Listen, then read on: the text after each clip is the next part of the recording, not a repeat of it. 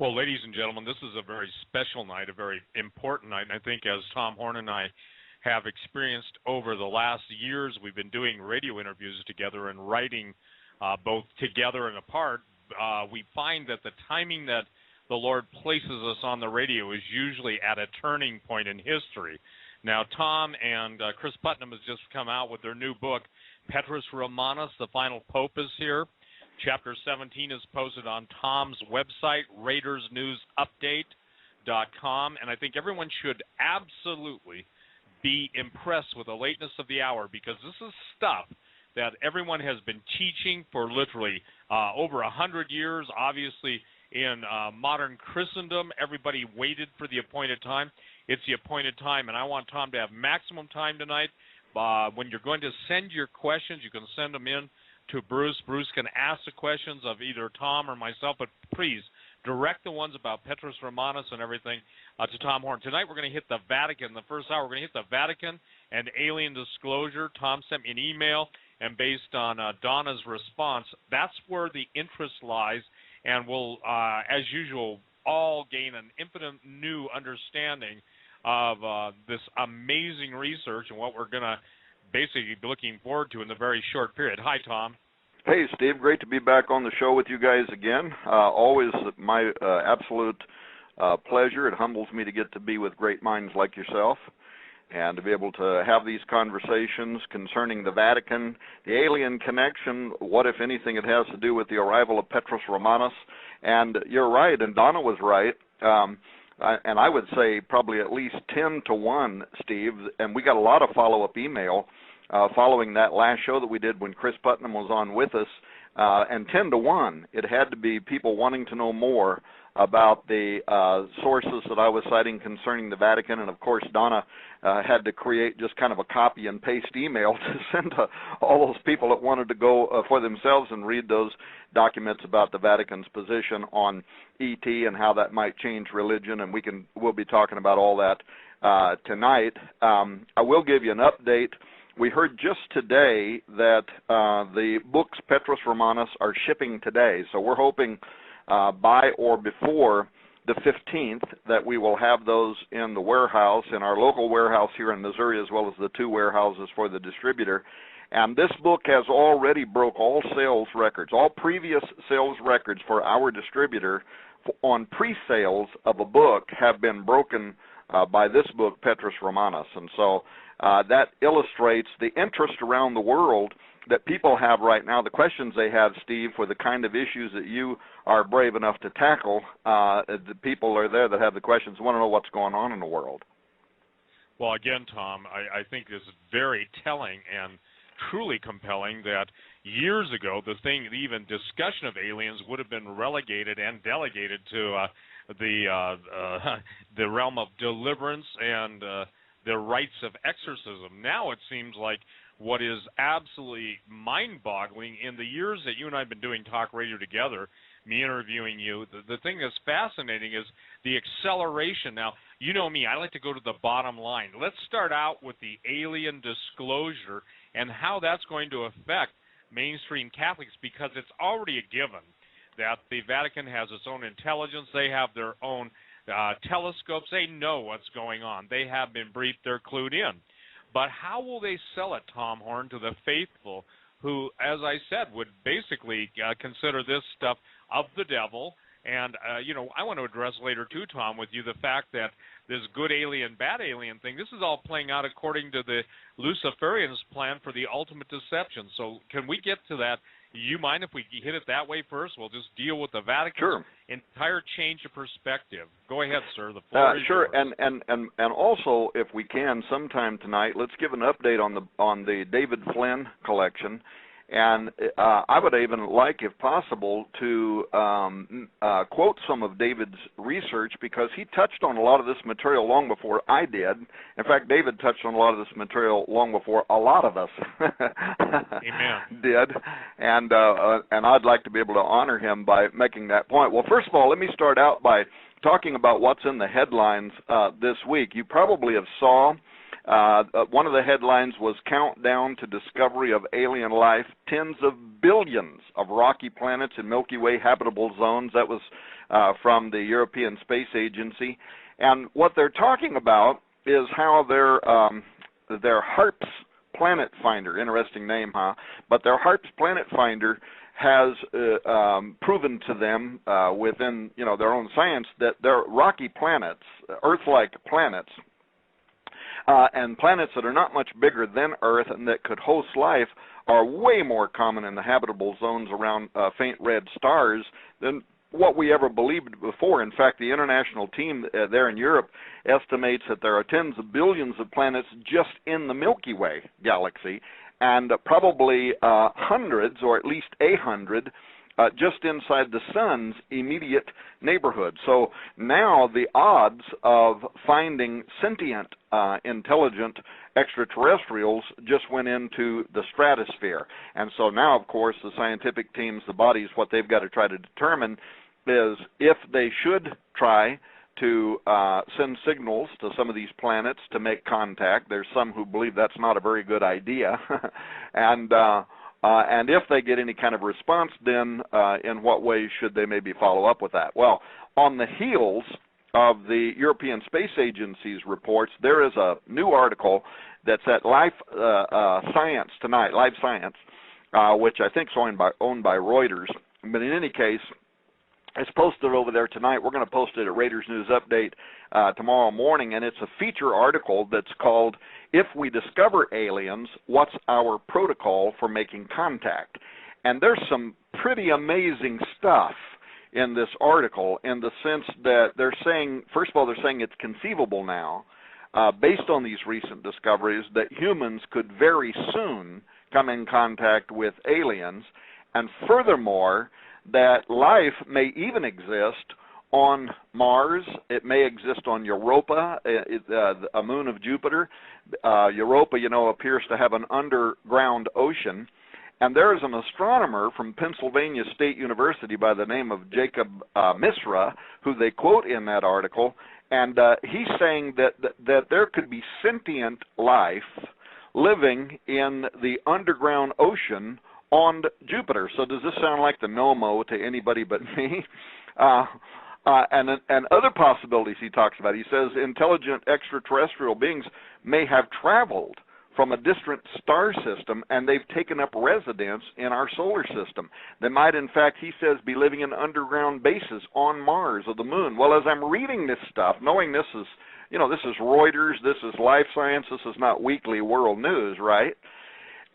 It makes me go back to something I was thinking about earlier this year, and that is, what is the real purpose of Curiosity, the rover that houses the Mars Science Laboratory, that's halfway to Mars right now? In fact, Curiosity, I guess this last Sunday, April the 1st, reached a milestone in that it passed the halfway point. It's traveling at something like 10,000 miles an hour to the red planet. But it's going to spend 2 years analyzing Mars around its landing site, blah, blah, blah. Well, that's what we're being told. But then you get these people that are academics, and some of them are members of NASA's astrobiology team, and they come out with statements like that there could be sentient life already on Mars living in underground cabins. I mean, is this guy just a fruitcake? And if so, why is he, the spokesman for Life Science and Reuters News? Well, it's very interesting times that we're living in. And what does this have to do with Petrus Romanus? What does this have to do with the Vatican? I'll tell you something that I haven't talked about this on radio anywhere, Steve. But this, from the beginning, this has been one of the creepiest ideas surrounding the arrival of Petrus Romanus, the false prophet, and any possible connection to the alien agenda. And this came to me when we were doing this research. Was there, related to Malachi Martin's vow, that an occult ritual was performed in 1963 at the Vatican and Target Chapel in South Carolina involving a woman for the purposes of pregnation, or possibly there was a young priest for the express purpose of instilling something within him, of those priests that were there, but the whole purpose of it was to enthrone Lucifer over the Vatican, according to this Jesuit priest. And that all of that was connected in another book by Malachi Martin to a final conclave that would bring to the throne of Peter a pope under the control of Satan, the false prophet. And of course, according to the prophecy of the popes, the final conclave is the one following Benedict, which right now, according to the Vatican's own news sources, the College of Cardinals are preparing right now for the conclave that will elect his successor. But here's the creepy part of this, was in this ritual that Malachi Martin brought up. And if you read his books and his descriptions, there are parts of it that sound almost identical to alien abduction descriptions. You know how that some of the best researchers into the field of alien abduction have often made parallels to dark occultism, right? Absolutely. The rituals, the use of blood, the use of genetics, the use of menstrual fluids, the things that they do in occult black magic and in the black mass, and in some of Malachi's descriptions, sounds eerily like some of the same activity that happens in alien abduction phenomenon. And it came to me one day that the Vatican's interest right now in alien intelligence, and if you remember, who was it? Was it Balducci? It was one of the Catholics' own bishops some years ago who said that the Vatican was already in contact. Remember that? Was already interacting. You remember who I'm talking about? Yes, I do. And you and I spoke of that years ago on the radio. And it's my contention, Tom, just to basically parenthetically insert something into this. Look, they already are in contact. We already have them, not on Mars or the moon. And somebody said, well, you know, Steve, it's not very far if you can make it to the Mars from some exoplanet to jump into the Earth's atmosphere or jump into the Earth's oceans. And Tom, over the years that I have been on talk radio and even before that writing about this stuff, I can't tell you how many people I've personally talked to that have been in the most secret government programs, including Phil Schneider 5 days before he was murdered, a guy by the name of Tex Armstrong who absolutely validated everything that I'd ever been told, and multiple generals and multiple intel agents. But you know what the common thread was in all these guys? They said it was something so not what you'd expect from intergalactic or interplanetary visitors. He said the occult emanations. He even told me about one guy that was present at Dulce, the underground base at Dulce, who was a Christian, and when he saw some of these entities in person now, he rebuked them in Jesus' name under his breath. And listen, a general told me this, active duty, no, you know, friend of a friend of a friend of a friend. And they absolutely, the aliens demanded that no, this is interesting, Christians be present at Dulce when they cut their deal. And Dulce is just one of many alien hives that exist.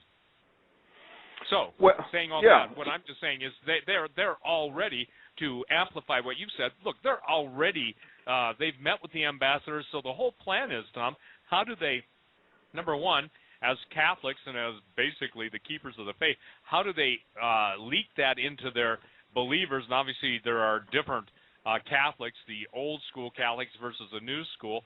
So, and this isn't just a Catholic issue. This is a total deception of the whole world issue.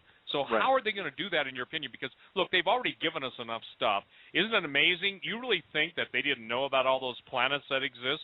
You think they didn't know about Europa and they didn't know about the Martian caverns and all that stuff? We get to David Flynn. I mean, David Flynn wrote the premier piece on Cydonia, and that Jonathan Swift knew about Phobos and Deimos, and even the Russians talking about Phobos being artificial. All these things don't just go back to the invention of science fiction movies. They go back hundreds of years, and in the case we'll talk about later, in all the cave drawings and everything else on the aliens, the alien presence is absolutely astonishing, whether you go to the Australian outback or into a Bryce Canyon, Utah, and you've got these petroglyphs, if you will, of guys in spacesuits and helmets, and they're usually 8 or 9 feet tall. So isn't it amazing now? I think what you've laid the best groundwork for, of anybody I've ever interviewed, is how everything, both religious, financial, philosophical, theological, all these points are coming together at this time.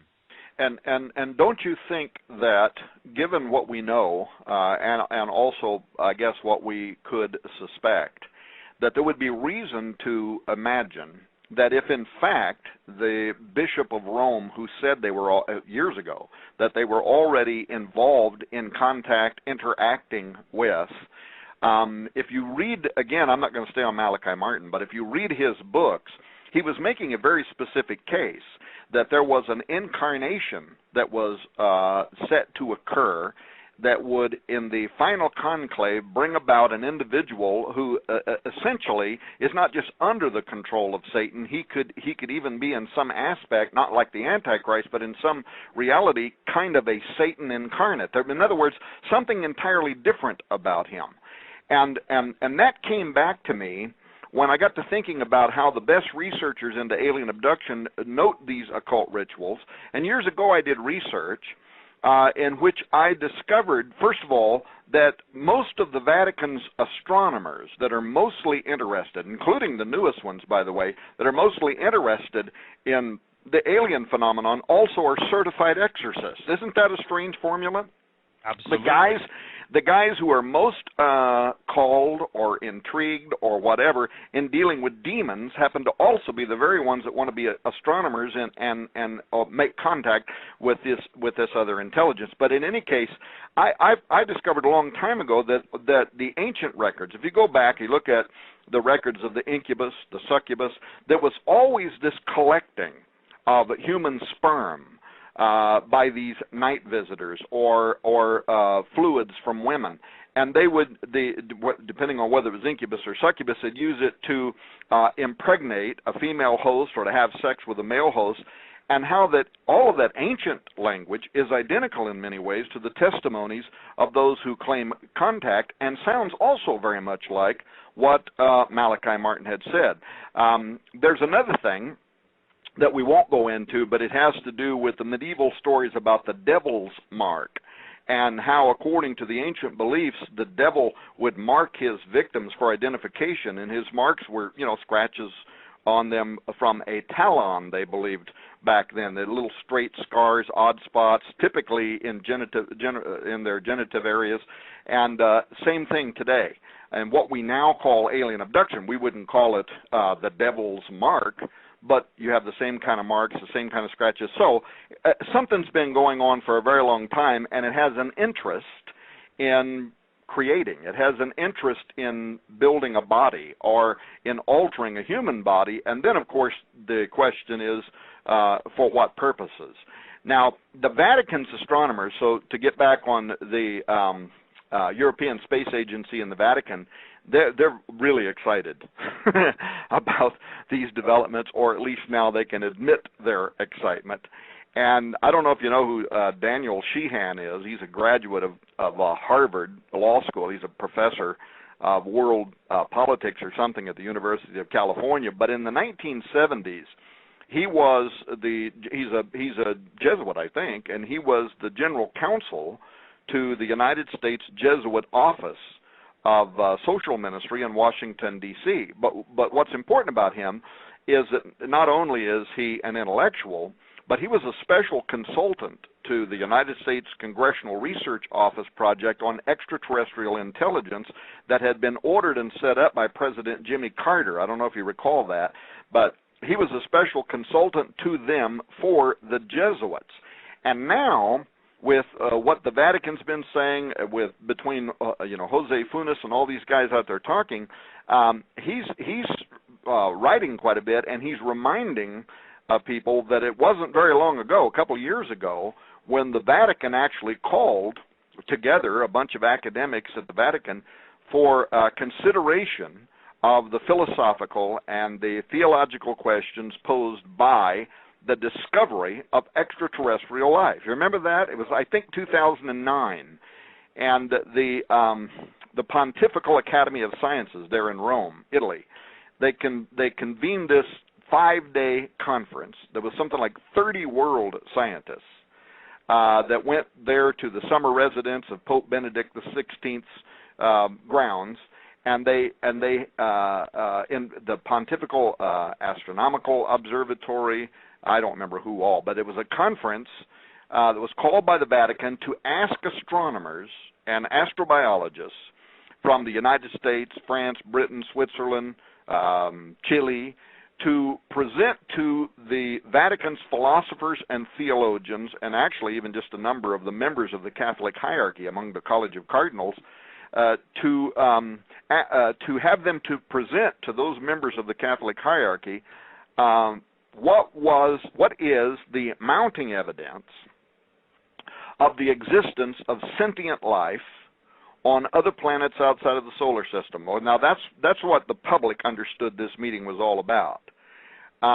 But what Sheehan is saying, and he would know, is that the principal purpose of the conference was to actually indoctrinate, help, adjust, introduce the leaders of the Catholic Church to prepare for the reality of extraterrestrial intelligence, technologically advanced, non-human, sentient civilization that is in the universe that evidently some in the Vatican were aware of, but many others were not. It's protected knowledge, right? You need above security clearance. The Vatican basically introduced what today in the U.S. we call above top secret security clearance. But at the conclusion of that Vatican conference, at the time, the Jesuit director of the Vatican Observatory, Father Jose Gabriel Funes, he convened a press conference, and I remembered it, but I didn't realize the coded language that he was used that has now been brought out by Daniel Sheehan, in which he said publicly, he had a press conference. It was an official press conference at the Vatican, and so whatever he said would be official language. It'd be approved by the Vatican.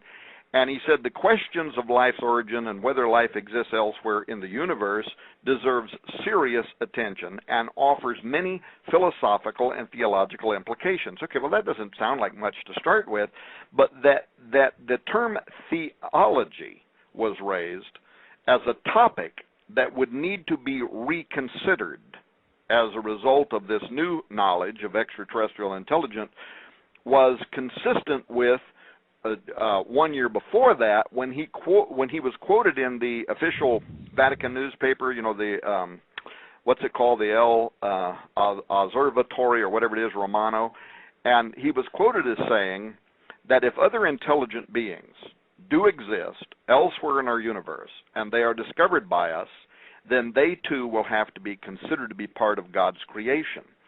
Well, what Sheehan is saying is that on the face of it, that statement doesn't seem like an important event, but what is unbeknown to most of the non-Catholic world, at least, is that Funes' specific choice of words was a precise restatement, exact wording of a key aspect of the official Catholic Church's edict that was issued in 1277 by Bishop Tempier, the Bishop of Paris, in which the Catholic Church officially condemned St. Thomas Aquinas' theological proposition, I think it's proposition number 34, in which Aquinas had publicly asserted that the first cause, meaning God in Catholic theology, cannot possibly have created other worlds. That was officially condemned by the Catholic Church on the specific grounds that it would set limits on God's creative freedom and the idea that God might have other sentient creatures living in other places. Well, the precise words are those that were deliberately used by Father Funes in 2008. In other words, Funes was sending a specific message that the bulk of the world, guys like me, we would never catch what he had just done. But according to Daniel Sheehan, a Harvard Law School professor who's currently a professor of world politics at the University of California, and more specifically was the United States Jesuit of Office Social Ministry Council who worked with President Jimmy Carter on this subject matter. What he's saying is that Funes was sending a specific message that only Catholic scholars would get. Basically, the time is here. The time has arrived. So is he overstating the facts? I don't know. But to announce this new official policy of the Roman Catholic Church acknowledging the likelihood of the existence of extraterrestrial life elsewhere in the universe in 2009 seems really suspicious to me. The fact that the specific year 1277 Catholic edict that condemned the proposition of Thomas Aquinas that there couldn't be other worlds with intelligent life, that was used by church authorities, I don't know.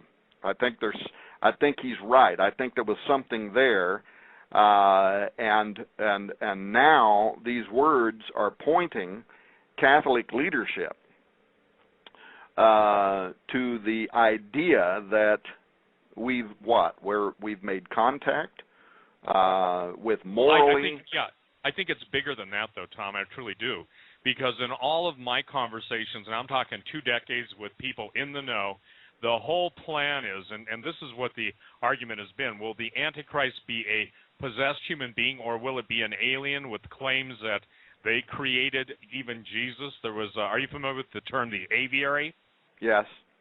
Well, you remember their claims is they even have like the equivalent of the DROPA disc, DROPA discs, that would indicate that they have, if you will, their version of a video recording. And so I think it's this: how do they reconcile the God of the Bible and the aliens who are going to claim to be our, if you will, originators? In other words, first cause is, as to a Christian, obviously, and to those of us who believe that God literally spoke the worlds into existence, this was the issue that even Zecharia Sitchin wrestled with. He could never admit that the Anunnaki could be fallen angels or rebellious angels who were created by God with free moral choice, and yet all of his research, a lot of it, not all of it, but a lot of it, was both historically accurate, uniquely, how should I say this, researched, and you could only draw one conclusion. So how is it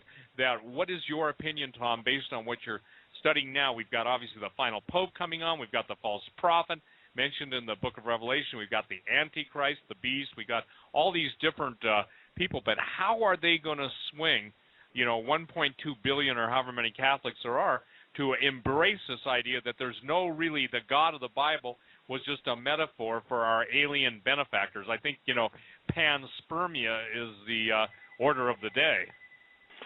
Well, that, and also, of course, the world could be shocked into going along with. Imagine, that you've got suddenly an armada of ships as big as the ones in that movie Independence Day that are hovering over the major cities of the world. People are going to quickly turn to the government and to who they consider to be their religious leaders for advice, and they'll pretty much step into lockstep, I believe. Well, that's the answer. Yeah, that is the answer, in my opinion, and I think that you've brought that up in times past. Now we've seen, you can go on YouTube and you can see all the triangular-shaped aircraft or spacecraft that the Skunk Works has designed, and I want to give you a quote because I think it's so important that people understand this. Lockheed Skunk Works is the U.S. government contractor, big-time defense contractor that's had their secret stuff in the background developing it since Roswell.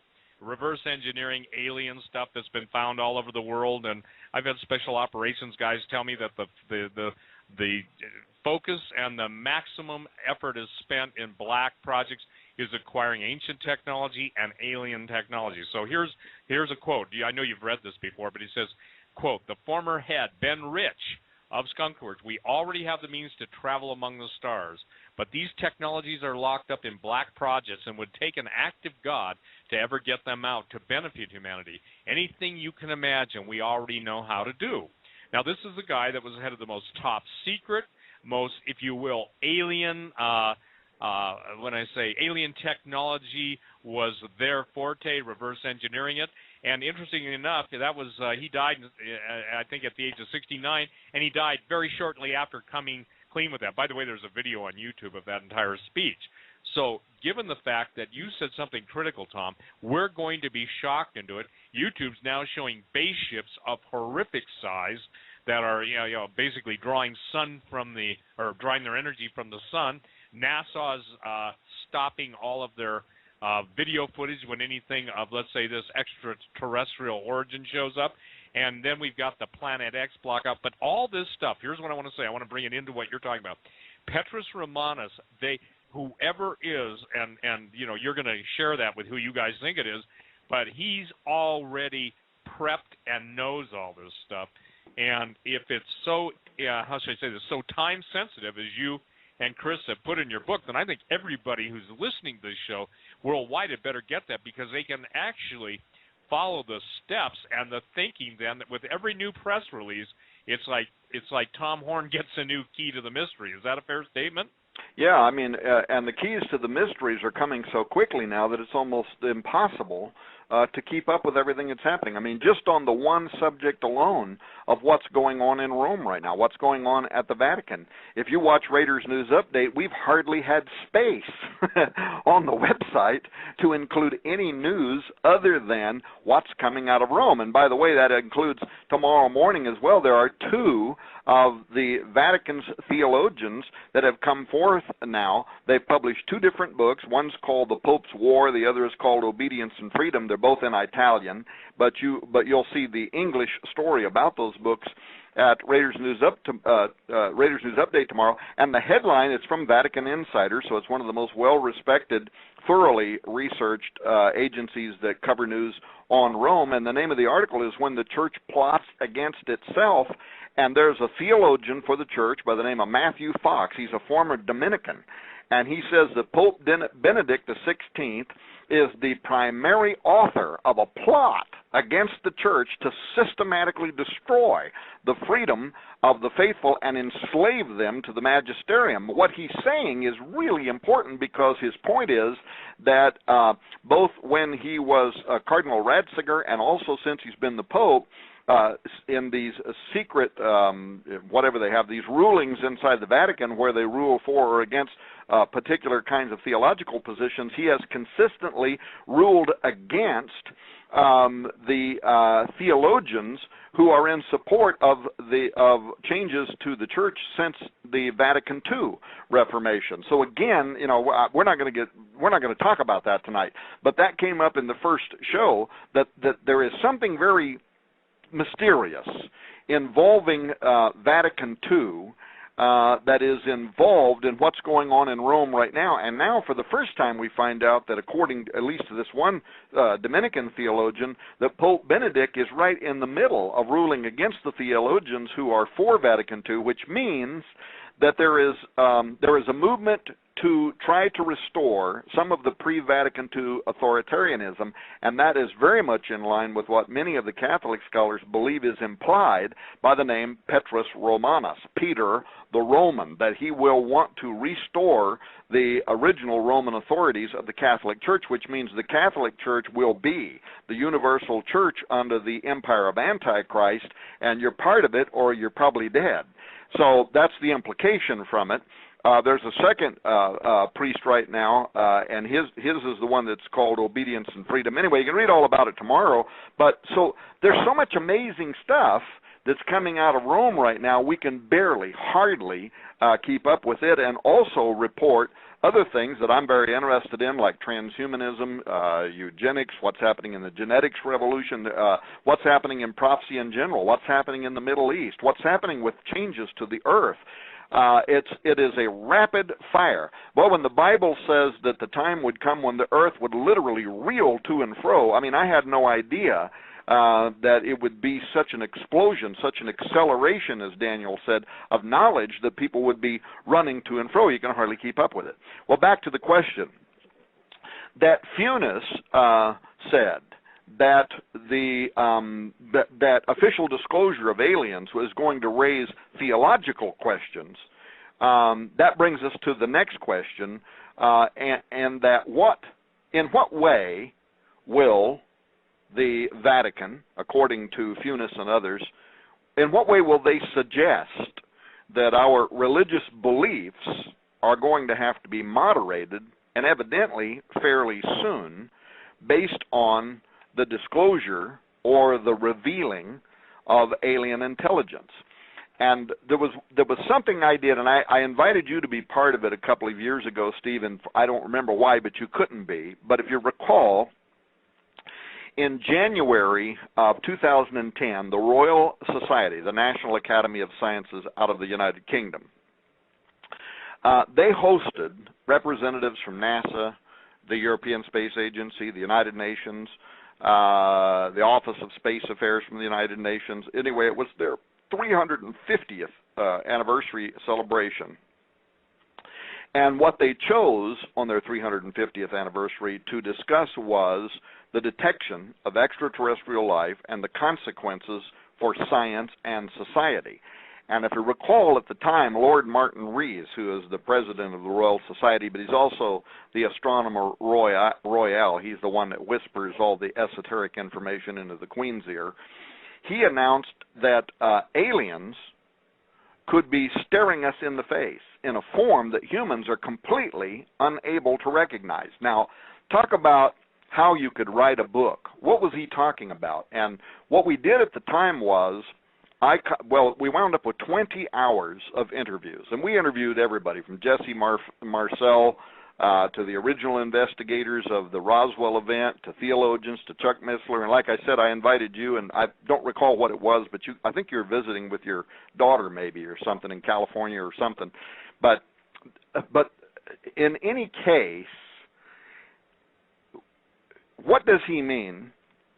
They're staring us in the face in a form that humans are unable to recognize. Now, I asked that question, by the way, of James Hughes, who was the World Transhumanist Association leader. He's now the leader of the IEET, which is the #1 think tank online for the transhumanist community, what he thought it meant. And, he went into all kinds of stuff about, there could be microbial intelligence that we think is dirt, and it's monitoring us. So he went into stuff like that. But what came back to my mind is, what if they're already here? They're already walking among us, and the reason we wouldn't recognize them is because they look exactly like us. Now, that's a very strange. Some people would reject that entirely, but I wondered if that wasn't the astronomer royal's way of saying what he, in fact, believed. In any case, out of that whole 350th anniversary, and there was Nick Pope, we interviewed him, but he was also there during the hearings there at the Academy of Science in the UK. They use language like, we have overwhelming evidence. We have unprecedented proof. I mean, all kinds of loaded language like that to suggest how close they believed we were to making disclosure of intelligent alien life. Well, that was only in 2010. It was only 1 year after the Vatican invited all of those scientists, 30 scientists from different countries, to come to the Vatican to explain to their bishops what would be the impact on society, including the religious ideas. You had Simon Conway Morris, who's a professor of evolutionary paleobiology at Cambridge University.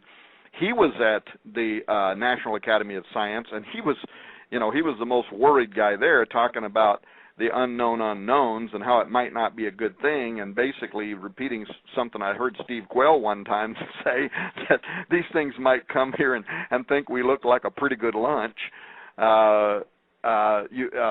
Stephen Hawking. So anyway, everybody was there, but it also included spokespeople for the Vatican, and once again, Father Jose Gabriel Funes. And he gives this long interview with the Osservatore Romano newspaper, where he's weighing in on the question, are we alone in the universe? And he stated at the time that we are at a time now where there is a certain possibility, in fact, the chances are more likely than not, of intelligent life in the cosmos, and that nation, you remember when he said that notion would not contradict our faith. Yes. Again, what does he mean by that? Because definitely there are some people on the earth that the notion of intelligent life that is morally closer to God, morally superior to us, in the sense that they're not fallen and we are, that would definitely tinker with somebody's faith.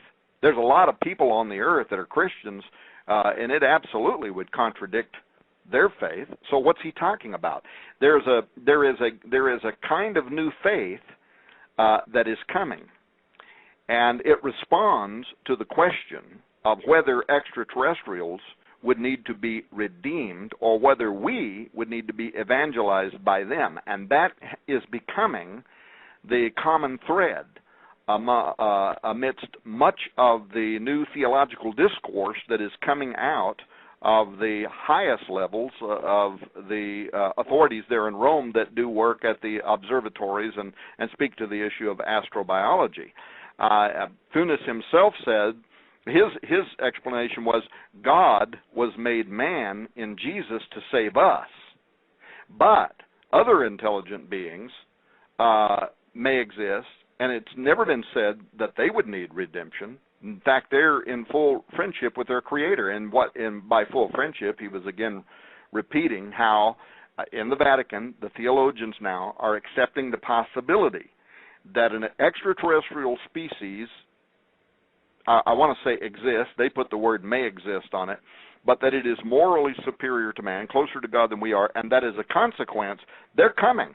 And when they come, they're going to evangelize us. In other words, they're going to better instruct us in our faith, and that's the reason why, going back over all these years, you keep hearing that redundant statement from guys like Thunis and others from the Vatican who are saying, when disclosure is made, theology is going to have to be reconsidered.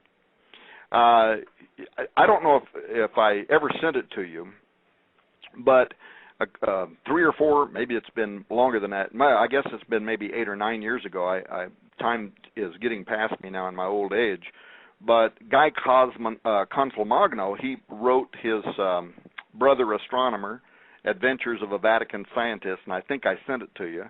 Yeah, and we've talked about that over the years. You know, we really addressed that because Cosmologno basically told everybody what was going on, in my opinion. Well, and then on the last show, and this was what we got so much email on, is the paper that was written this last year by the Interdisciplinary what was published actually in the Interdisciplinary Encyclopedia of Religion and Science, but it was written by Father Giuseppe Tanzella-Nitti, and he's a member of the Pontifical University in Rome, so he's a member of the Vatican's deepest theological discoursers. And he explains in that article how mankind is going to be evangelized during contact with spiritual aliens, and every believer in God needs to prepare for it, he argues, because we are going to greet extraterrestrial civilization evidently pretty soon. We're going to admit they're extraordinarily advanced beyond us, more intelligent, more moral, whatever.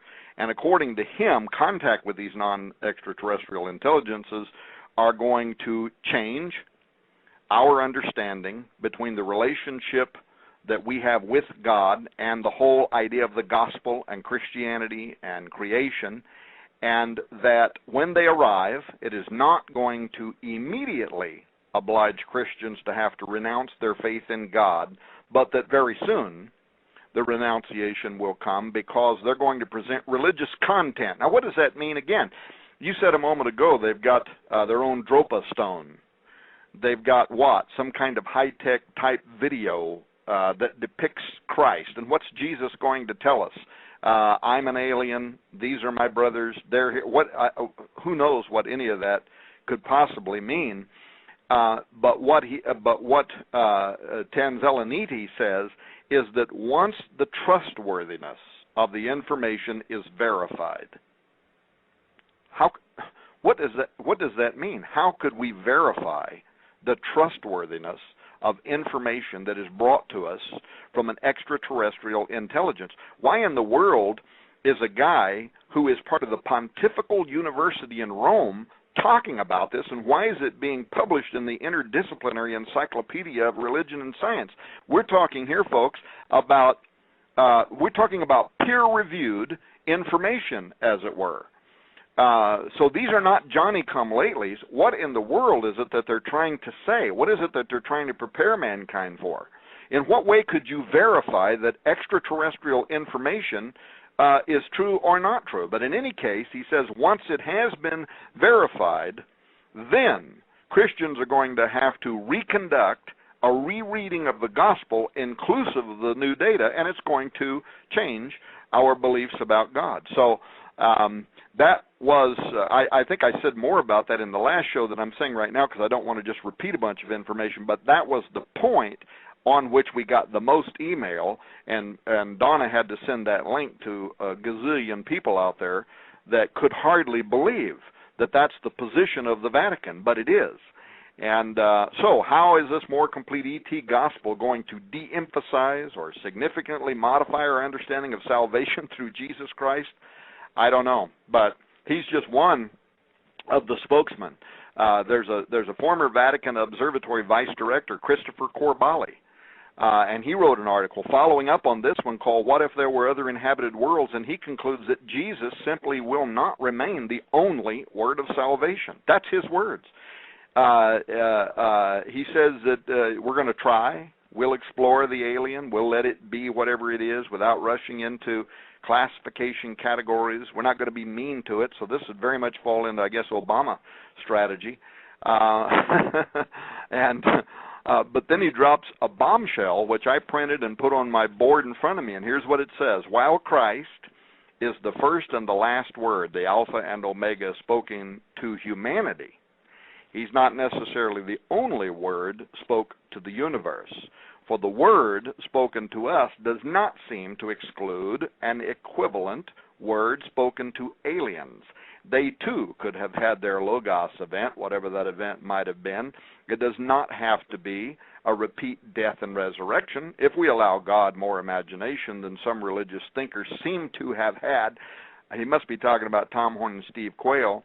For God, as omnipotent, is not restricted to one form of language, the human, end quote. So the language couldn't be more explosive, and it couldn't be more conspiratorial in the purest sense of the word. I think that people had better realize, too, something. The idea that God created mankind in his image and likeness, the Bible declares that Jesus didn't die for the angels. In the book of Enoch and some of the extra-biblical texts, we see the pleading of the fallen angels, especially those in Tartarus, whether they're the Grigori, G-R-E-G-O-R-I, or the Chalkidri. The thing is, that's fascinating because, again, I tell people this, the idea of mankind was something so astonishingly marvelous that even a third of the angels that rebelled with Lucifer were jealous. In other words, what is man that thou art mindful of him, the psalmist asks. So what I would say, and I would, I would love to get, and I really mean this, get into it with those type of statements is this, truly God is infinite. He's omniscient. He's omnipotent. All the attributes that God is, he is. But he, in his self-revealing mode, has said, this is who my son, and if you read the entire Gospels, you know this, we all know this as Christians, that through him, by him, and in him, Colossians 1:16 and 17, does everything exist or consist that is in existence. So, in other words, the worlds were spoken into existence, but mankind was something so unique that all the angels were commanded not to worship man, but to worship the handiwork of a living God. And about a third of them said, not on your life. And so when you and I, Tom Horn, talk about transhumanism, and it's interesting. In other words, the very argument of transhumanism underscores our response to that, quote, guy that's taking pot shots at us.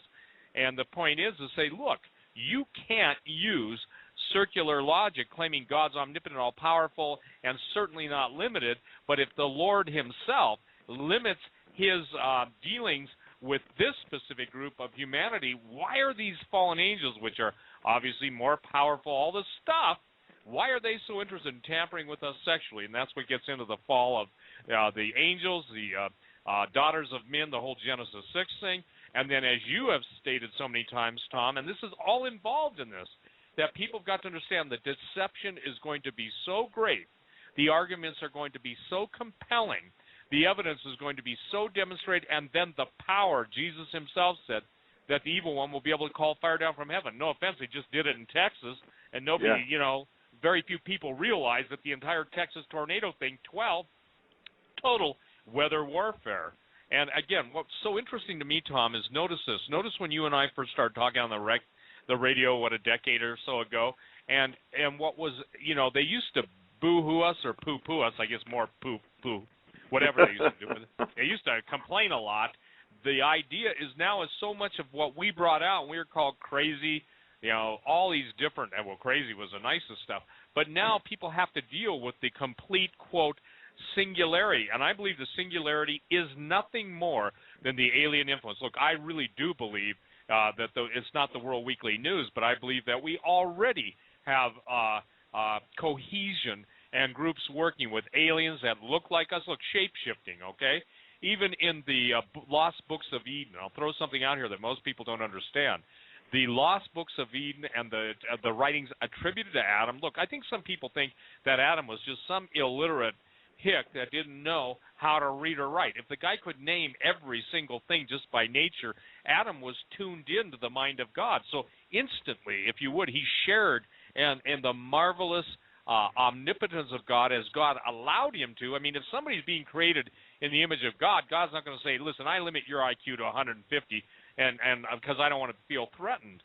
Saying that is that we've got this marvelous, marvelous picture of initial creation, the tampering with creation, the redemption, and the soon coming of the Lord to resurrect us. Now, Jesus did say something pretty important.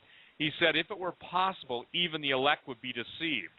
And I can tell you this, the average, and I'm saying this, the average smug Christian cannot even defend his belief in any attack by, quote, the intellectuals. Now, Stephen Hawking, okay, bright guy. I would like to see literally him get saved and come to the saving knowledge of Jesus Christ. I'm serious about that. But, now they're just talking about they want to, you put it on your website, they want to basically download Hawking's brain to see what made him tick.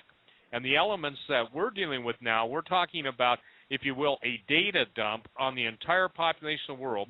We're seeing visual imagery and massive, massive UFO sightings. The coming of Planet X, Nibiru, the 10th planet, Gabriel's 5th.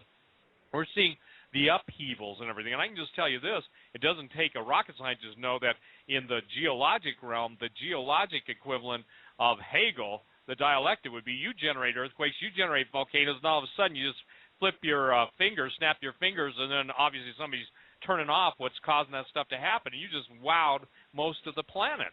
So the technology, the singularity, all these things we're talking about, Tom, ultimately, and this is what David Flynn did, and maybe in the next hour, we're just about at the top of this hour, we can talk about some of the amazing realities. I talked to Mark, David's twin brother, and I said, Mark, I prayed about the situation. It broke my heart. I'm saddened. It's just the great loss, and I mean a great loss, of one of the most beautiful men that I've ever met in my life, and also, in my opinion, and I know you share this, a man whose mind was really beyond most of our ability. It was his graciousness that brought us into his realm. Now, ladies and gentlemen, I fear God too much to flatter any man. But as Tom will tell you, and I will tell you, there was something so heavenly gifted to that man. And I've heard so many criticisms, and these are my words, and I'm serious, of how should I say this, mentally challenged individuals who could not come up with a basic formula for baby soup or whatever, baby formula, ingredients for baby formula, taking this guy on. And Tom, you brought up a wonderful statement to me on the phone and through emails that he's probably the most ripped off guy that's ever written anything, and people have built entire books never giving him attribution. And it's not that he would have wanted or even cared so much, but it's that they're deriving the wrong, they're using his data and coming up with some new age or bizarre thing that he never met. And David stayed true to the Scripture. He stayed true to his God. He absolutely loved Jesus. And ladies and gentlemen, I would sit with him for hours, and he would blow my mind, but he was in another dimension. I believe that the Lord took him home, because at that point, I believe God said, David, your work on earth is done. Come up yonder, or come up hither. And I'm not saying that to rationalize, what is the hard thing about losing a loved one. I'm just telling you, ladies and gentlemen, he was a gift to the church. Newton was considered the father of modern science. There has been nobody like him yet. And yet God in his majesty chose to give David Flynn the understanding of the code that had escaped Newton. Newton was there. He postulated about it. It really bothered him, but it was sealed up, Tom. And now I think the things that you're talking about and you're writing about and we're talking about are those things that Daniel probably saw in Technicolor, but they were sealed up until the time of their introduction. And I think that's why we're on, whatever is the date today, the 4th of April, and we're telling people, because I've noticed this, that when God puts us on, it's usually to have pre-countered some really disturbing information that's going to come out there. And we'll get our flack that we're just, I love it, barbaric, locked in a barbarous religious time. Well, I don't think there's so much about barbarous, but I can tell you this, the future that they're promising, it may be sugar-coated, but it's like swallowing a milkshake with razor blades, that each razor blade then turns on some nanomotor and just devours you from the inside. So saying all that to say is that David talked about what you are talking about now. Obviously, he knew what was coming. And, you want to just address that? We've got about 5 minutes, because or we can go into the next hour without even stopping. But I think that people don't understand. You published Temple at the Center of Time. You published some of the most concise and insightful essays, which, by the way, are going to be in his anthology. Just absolutely, as his publisher, as his friend, and as someone who was equally amazed at his God-given genius, you've got to sometimes shake your head when you see everybody and their dog. And I'm telling you, some of these people that have ripped him off, they should have flea collars and they should repent. But the point is, those are my statements. Don't get mad at Tom for those. The point is that and forgive me, and I know that we were graced with an extraordinary individual given supernatural revelation from the throne. And it's almost like where David left this earth, at that point, it was not yet time to go the next step. I'm convinced he knew some stuff, and he was waiting for the right time, and God said, David, it's not time. Come home, That's the only thing I know in my spirit. Well, you've raised actually several things I'd like to respond to, but let's go to the break, and after the break, if I can have permission to do so, I'd like to respond to a couple of things. David Flynn, but also some of the stuff that you were talking about, some of these mental midgets that are operating at full steam right now, that are highly critical of people like you, me, David Flynn, Chuck Missler, any of the rest of us that are out there trying to open the world's eyes. Gentlemen, before we take this break, folks, if you're just tuning in, this is episode 622. We've got Steve Quayle and Tom Horn tonight as our special guest. And, gentlemen, I'd like you to give out your contact information and tell people how they can get in touch with you. Go ahead, Tom. Well, the easiest way to get a hold of me is just a Raiders News Update at gmail.com. The website, of course, is raidersnewsupdate.com. And, Tom, the new book, Petrus Romanus? Yeah, Petrus Romanus, The Final Pope is Here. It's, of course, you can get it anywhere, but I want people to know, maybe we'll have a chance to say something about this. On the 24th, or is it the 23rd? Yeah, maybe the 23rd of April, we're going to give away a huge library on DVD. And this is everything from ebooks to audio files to movies to huge libraries, actually, of books. But we made a deal between us and Survivor Mall where we're going to be giving that away free if people buy that book from Survivor Mall. But they can get it anywhere. It'll be in bookstores. It'll be at Amazon. The name's Petrus Romanus. The Final Pope is Here. But know that if you see all that big advertising, and actually there's an ad on the front of Steve Quayle's website right now, too, that's advertising. You click on it, you go to that website. Just know that when you see all of that free material, you're not going to receive that if you buy the book at Amazon. Now, as a publisher, I don't care where you buy it because it's from my distributor anyway. But that one option for the free libraries, that's from Survivor Mall only. That's their deal. All right, and Steve? Well, I think, first of all, everyone should take advantage of this because when you buy from Survival Mall, I don't think that you could go out, the average person cannot go out and do what Tom has done or even I've done in the time we've been at it. Look, Tom's been at this a long time. I've been at it. But when you go and order Petrus Romanus from Survivor Mall, you're going to get the audio, video files, and dozens of PDF books. And the point is, I'm telling you, this is a work. How do I say this? It's precept upon precept. We're trying to provide everyone a foundation to understand the eternal ramifications of even seemingly harmless news articles or something says, that's just all that crazy stuff about the Vatican, or all that's crazy Tom Horn and Steve Quayle about giants. The bottom line is we're sharing with you the fruit of our labor and investigations, because most of you simply cannot do it. So I would encourage everyone to take advantage to that, the giveaway that Tom has offered. I mean, Tom, when you put out just your researcher's library and sent me a copy, by the way, thank you very much, that was something I want to do. Well, I got to tell you something. My drawer of good ideas gets higher and higher. I just don't have the time. So, ladies and gentlemen, I want to share something.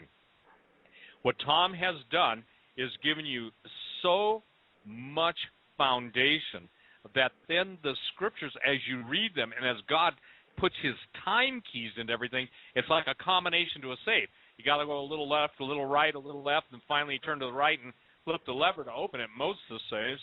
The idea is that you have to understand to apply yourself, because and here's the thing: if everyone listening to this show would become more studious and student-like, instead of sitting and I know, Bruce, you have a chat room, and I'm not a fan of those, but you got them, and that's okay. But the point is, asking and I say this to those asking who has no clue, no understanding, no depth, no history, and no walk or any type of reference point to even discuss this, what he thinks, and somebody says, I think Horn is crazy and Quayle's crazier, well, thank you very much, but that's about as dumb a ad hominem attack as you can get. What we're trying to say is this: apathy, indifference, and just a general I don't care attitude, those are going to kill you. But if you'll just make the effort, and I think that this is such an amazing book, amazing offer. Look, it's critical, it's pertinent, it's time. It doesn't get any plainer than that. Now, saying that, I want everyone to understand something, that Angel Wars plays into this, because the book Angel Wars that I think is just the best presentation of all of the spiritual deception out there. The first part of it, the first half of it, is basically antiquity, myth, legends. The second half is transhumanism, singularity. The whole idea, the simple idea is this: is Satan is promising humanity a judgment-free future, eternal life, eternal pleasure. When your body gets old, you just basically download your subconscious, and then even be going on that, you can share someone else's wonderful sexual experiences for a price. Tom, I remember talking about sex bots over 15 years ago on talk radio. People thought I was crazy. You just posted on Raiders the other day that now they've got artificial skin that can bleed and heal itself. Well, ladies and gentlemen, we're in the termination, and where the Terminator wasn't just a movie, and you and I both, Tom, have said over and over and over that the movies are preconditioning you for acceptance, or they initially try and say, oh, that's just that crazy science fiction stuff. Well, when you find out that the Gene Roddenberry of Star Trek fame was an active CIA agent, you find out how many scripts don't come out of the writer's mind before they come through Langley. And then I just quoted to you Ben Rich's statement. Anything you can imagine they've already done. The idea is this, is that you, in their minds, the elite minds, is you're too dumb to live. And that's the alien idea, too. The egalitarian elitism of an intergalactic, I guess you'd say, predatory pervert that has to come to Earth and seduce Earth women to get their ovum, or to, basically rape men to get their sperm. I think the bottom line is this is not something that's just new to the science fiction genre. This is something that's been around for literally thousands and thousands of years, and then, we can't talk about it tonight, but we're dealing with things that the Vatican Library and the secrets of the Vatican, trust me, if you see a National Geographic Secrets of the Vatican, you're not seeing the secrets. It's just like the Smithsonian trying to pass off every giant bone that's ever been found of a giant fallen angel human hybrid as being some dinosaur bone, or when they can't pull that one off, they have to come up with Gigantopithecus, the great ape, but then they can't explain, the little people they're just finding in Indonesia and other parts of the world. Well, the idea of this is this. You are being fed selective garbage, I'll use a nice term. You're given regurgitated vomit. You have the choice of hot, medium, and cold vomit, but nevertheless it's vomit in the mainstream. And what we're trying to do tonight is give you the meat. So the book Angel Wars is available only from my site, stevequayle.com, and you can go online and order it. And Weather Wars, which I wrote, Tom, I think I wrote that close to 10 years ago. Most didn't even believe in Weather Wars, and yet we see it. Dutch Sense and others are talking about this. So what we're doing tonight is we're giving the people a cornucopia of truth and tying it back into Petrus Romanus. The final pope is here. Now, let me make it easy for everybody. If the final pope is here, that means we are in the final countdown, not the end of the world, but the end of the age, which Jesus warned us about. And I find it interesting that the aliens will have to attack the person and the claims of Jesus Christ. And if they can't attack him, then they're going to have to claim they created him. Gentlemen, with that, let's take about a 7-minute break, and then we're going to come back with part 2 tonight with Tom Horn and Steve Quayle. We'll be back after these messages. Hey, well, Tom, I think that if we could just take a few minutes and let's talk about our David Flynn anthology and just some of the stuff that you've watched, because, again, as his publisher, I don't think a more timely and important book was ever written than Temple at the Center of Time. And the thing is that you, of all people, have seen more stuff of David's probably ripped off than anybody else. And, I don't have a problem with, I put 900 footnotes or so in my book Angel Wars because I don't have the wherewithal to claim originality, all this stuff. But it's really a travesty and a tragedy that this kind of stuff happens. So just take it for a few minutes. First of all, let's go ahead and tell the people how close we are to having his anthology ready, for people to read, and also just kind of your thoughts on it as you have been acting kind of as editor-in-chief. Steve, if I can, let me preface that first by saying something else, because when I start talking about David, we can take that and lead back into this whole conversation about the UFO and alien agenda, the Vatican agenda. But before we went to the break, you mentioned a couple of extra-biblical books, including the Book of Enoch, and scholarly research related to it. And I want to say something that's it's actually been in my craw for a few days. Is this okay? Absolutely.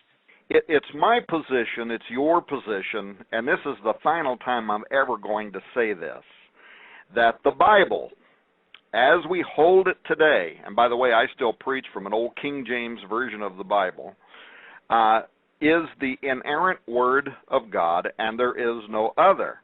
That's an evangelical position that affirms that God in his wisdom preserves sacred scripture, unlike all of the books or collections of works in the world, and that it is free of doctrinal error, due to having been given by inspiration of God, is profitable for doctrine, for reproof, for correction, for instruction in righteousness, that the man of God may be perfect, thoroughly furnished unto all good works, says 2 Timothy 3:16 and 17. It's also common evangelical scholarship that while no other text can claim that same unique authority, apocryphal and pseudepigraphical literature, such as I included in the Researcher's Library of Ancient Texts, such as you were referring to before we went to the break, the books of Enoch, Jasher, Jubilees, and so on, that these provide literature that often precedes or follows the chronology of biblical texts, and which are routinely used by biblical scholars as supplemental works within academic settings to help students of the Bible and history better understand cultural and historical context within the Word of God. In fact, I'll bet you that most pastors and Bible teachers that are listening to this radio show tonight have copies of the works of Josephus, for instance.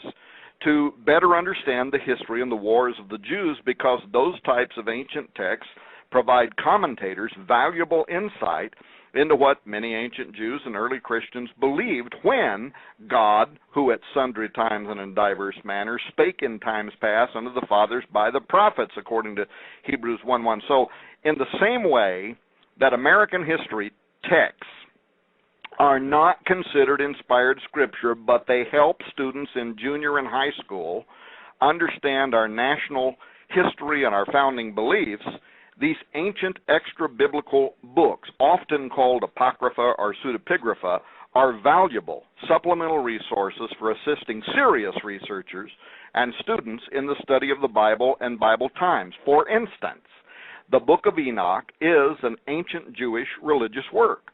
It is traditionally ascribed to Enoch, the great-grandfather of Noah. It's referred to, in fact, quoted in the New Testament in Jude 14:15. It's referred to in 1 Peter 3:19. In addition to that, the Book of Enoch was considered scripture in other ancient works, such as the Epistle of Barnabas. It was considered scripture by many of the early church fathers. We know that to be true with Athenagoras. We know it to be true with Clement of Alexandria, who was a close personal friend of the Apostle Paul. We know that to be true with Irenaeus. We know that to be true with Tertullian. Tertullian actually even wrote in the year 200 that the only reason that the Book of Enoch was rejected from the canon was because the Jews were offended by the fact that it specifically prophesied the coming of Jesus Christ. Furthermore, fragments of Enoch were found among the Dead Sea Scrolls, and that was one of the things that helped scholars verify its historicity. And the bottom line is, for 700 years following the crucifixion of Jesus Christ, the Book of Enoch and other books like it were highly respected. They were kept in churches, they were read in churches, and in many cases they were part of the canon. But in any case, no matter how many times we clarify that point, there is this narrow segment of churchianity today, and I'm not saying this for their benefit. I'm saying it for the benefit of those people out there who haven't made up their mind yet, and they're confused by these people. These people insist that believers stay stupid or face their wrath, such as that email that you shared with me last week while I was speaking at the Lakeland, Florida conference, and you sent me that email of a believer and his wife who were excommunicated by a megalomaniacal pastor and his zombie church followers for daring to listen to Steve Quayle and Tom Horn. Well, Steve, these people, I think these people are described by Jude as actually connected to the prophecies from the Book of Enoch as end times tares, false Christians. Jude portrays them this way. He calls them clouds without water, carried about of winds, trees whose fruit withereth, without fruit, twice dead, plucked up by the roots, grumblers, malcontents, following their own sinful desires, who boast about themselves and flatter others to try to raise their own profile because they don't have the Spirit of Christ within them, so they latch on to Steve Quayle's audience or Tom Horton's audience, so they try to get us to get engaged in some kind of a debate so that they can raise their own profile. Well, I tell you what, Steve, you can tell this is irritating to me, and I'm not going to talk about it anymore, but I needed somewhere to vent this. I've never seen a time when the tares among the wheat are so agitated by the demons that are in control of their minds and spirits that they can't seem to fathom how they are actually the fulfillment of end times prophecy, and that just like Judas Iscariot, they have a role to play. They do. And they have a destiny to play out, and they are going to go to their own place in eternity, just as Acts 1:25 says Judas did. But what mostly seems to be enraging these poor simpletons is how they, like the Pharisees did with Jesus, can't control free, evangelical, anointed spokespersons like yourself, Gary Stearman, Chuck Missler, and others who are warning of the wrath that is to come, and they're telling people to prepare now, or at least to open their eyes to the conditions of the world. And I'll say one final thing, and then I'll get off this, because you can tell it's going to irritate me. Satan was once described as the Lord of the Flies. And just like flies, this waterless cloud society is out there buzzing louder than ever now, hoping that we'll become so preoccupied by swatting at them while they fly around our heads on the internet, that we'll be unable to concentrate on the bigger, more serious issues facing mankind and the church today. But I, for one, have instructed my staff to blacklist every person that contacts us that way. Every person that emails us that way now goes into a spam filter, and they could send us 1,000 emails and we'll never even know they tried to contact us, because I refuse for myself or Raiders News Update to give another second of any of our time to those kind of people. And by the way, that's going to do nothing but infuriate them, and the flies are going to buzz even louder. And they are going to keep attacking us, by the way, for opening the church's eyes to what's happening now and what lies ahead, because this is our course in life, Steve. It's our calling until the Lord come, and just like Jesus said of such people, which of the prophets have not your fathers persecuted and slain? If they could, they would us too, but they're not going to until God's done with us, and once he's done with us, we're going to go sit up there with David Flynn and talk about how this is all unfolding on the earth, right? Amen. And, I was thinking about David and that, and I actually wrote that in my preface to Sidonia. Tom wrote a preface to Temple at the Center of Time. Just tell what's in the anthology, because Mark, David's twin brother, and ladies and gentlemen, I know him.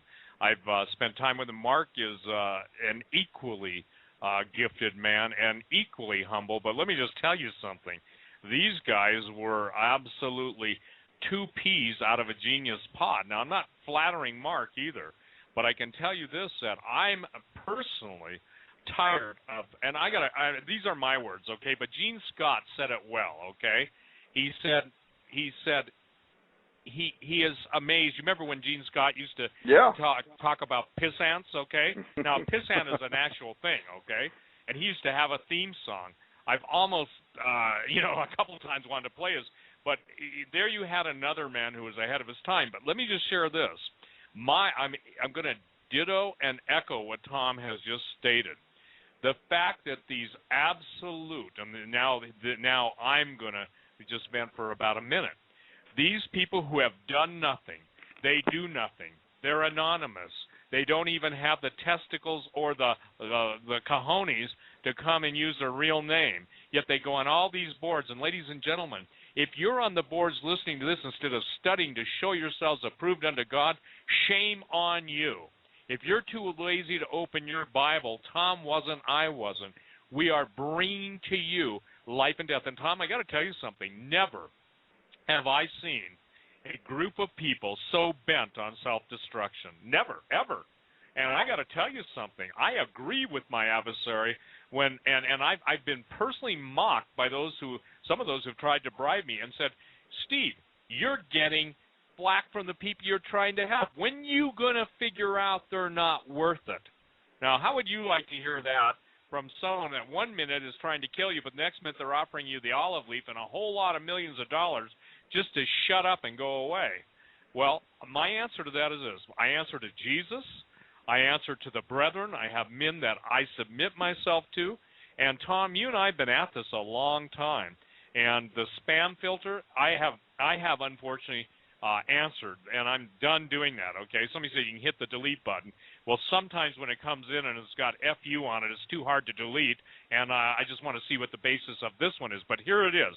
It's an orchestrated attack by the powers of hell to keep you from knowing the truth, because Jesus said, if you abide in him and his word abides in you, then ye shall know the truth shall set you free. The world uses ye shall know the truth shall set you free, and my immediate response when I hear someone who doesn't know Jesus say that is, liar, you're in bondage. You can't even know the truth, because without Jesus there is no truth. Quote the scripture, the whole world lieth in the evil one. So when I post the Book of Giants, which is also Dead Sea Scroll fragments, and I post it in all that its entirety, it's kind of like tiptoeing through the tulips with Twinkies. And when I say my definition of Twinkie isn't a little, one of those things like a chocolate pie or a little thing that hostess used to make. I'm talking about Twinkies and spiritual dilettantes that have nothing better to do than basically they won't even challenge us on the scripture. They just basically, one group, I think one of the emails I sent you, the guy, I finally wrote him back and said, I want to know these guys' name. He wouldn't tell me so I could, go Matthew 18 with them. But, the point is that the nameless and the shameless, and Jesus said, and I'm going to share this, Never in my life have I said anything to anybody to say, trust me. I've said, take it to the Lord in prayer. Tom and I spent a lot of money, put up with a lot of stuff, and especially like his house burning down and all of the threats he lives under, all the threats I live under. And, you know, the point is that some of you who are adult Christian males, and God knows, Tom, the bravest men I know, and I mean this generally, with a few exceptions, the bravest men I know, or the defenders of the faith, are women of faith. I'm not talking busybodies. I'm not talking Jezebels. I'm talking about praying, interceding women of God who stand their ground. And, you know, the thing that I'm trying to get across tonight, and then we'll go into the David Flynn thing, is, ladies and gentlemen, God does, for his reasons, and it's God and he can do it, put his treasure in earthen vessels. And shame on you if you smash the vessel and prevent that treasure from being placed in someone's heart and absolutely being fruitful and multiplying. And, Tom, I believe that some of these critics better take the words of Jesus to heart. It would be better for them to have never been born to cause these little ones to stumble. Because when people bear false witness, and then, you know, the Bible specifically says an abomination. We're talking about the abomination that will make desolate tonight. But an abomination are those who sow discord amongst the brethren. And I've never seen a more discordant, pissant-like attitude than I'm seeing now. And I'm telling my listeners, Tom, whenever I go and talk radio, grow up, shut up, get on your knees and pray, and start to seek the Lord as if your life depends on it, because it truly does. Now let's talk about David and how he saw everything tying in. You vented, I vented, now it's vented. I'm not gonna defend any more to anyone. You know, no offense, but with 100 guys assigned to me with 10 individual false identities on the internet, you know, I got 1,000 voices of damnation out there, and you know, I don't need another 5 to that. So let's talk about David and just get into that. Yeah, and this is such a cool opportunity to do what a lot of others haven't done, and that's to give credit where credit is due, and to tie some of the research from by David Flynn into our discussion here about Petrus Romanus, the Vatican, and ET. But let's start by first giving an update to people on the Flynn book, because we have had a lot of email wanting to know when is the David Flynn collection, when is that going to be available. And here's what I can let people know. A lot of progress has been made. Steve, I got all the files you sent me. I got the file yesterday that's got the version of Cydonia that had the images in it that we needed. So both of the feature books, Cydonia, The Secret Chronicles of Mars, as well as the book that I published, Temple at the Center of Time by David Flynn, these have been set up now for the typesetter. We also received the new introduction from David's twin brother Mark for the front of the book. It's been edited, and it's also set up for the typesetter. David's family, via Mark, were very gracious to supply us with pictures of David all the way from the time that he was a young boy up through adulthood, and those are going to be included as a memorial in the middle of the book. Of course, this book will also include some of David's most famous articles that Steve mentioned a moment ago, discoveries at the back of the book, so that people will see the original research that has been so often plagiarized from David and used in other people's works, sometimes verbatim, but David's going to get credit for his original breakthrough materials like he should. For those that have been emailing and asking when they'll be able to get this collection, we're currently right now really only waiting on a cover draft. As soon as we get that, I'll send it to you, Steve, and between the two of us, we'll figure out what we want the cover to be exactly.